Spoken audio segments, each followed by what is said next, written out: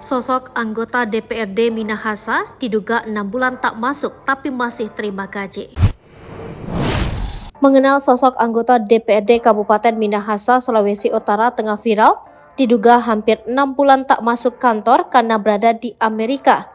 Sosok anggota DPRD Minahasa ini viral setelah diunggah di Facebook yang dibagikan akun netizen Kawanua.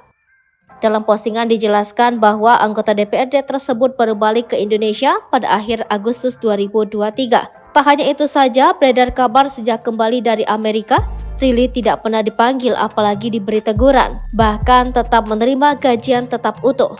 Kendati begitu, tak sedikit yang menyoroti sosok anggota DPRD Minahasa ini. Lantas, siapakah sosoknya?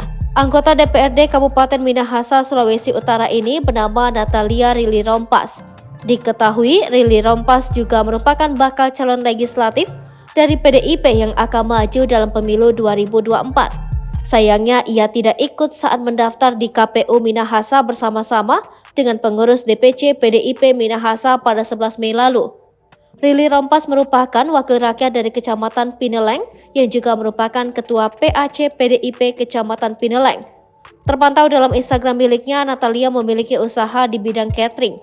Natalia juga terpantau kerap aktif di media sosial membagikan aktivitasnya. Kepergian Natalia Rili Rompas selama hampir 6 bulan ini disebut sudah meminta izin. Hal ini disampaikan langsung oleh Sekretaris DPRD Minahasa Ria Suwarno memberi komentar.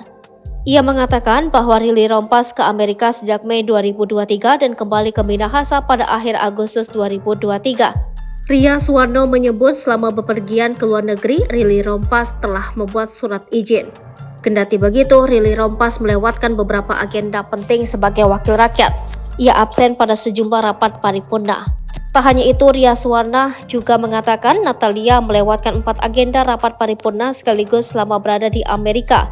Meski absen berbulan-bulan, politisi PDIP tersebut diduga tetap terima gaji penuh.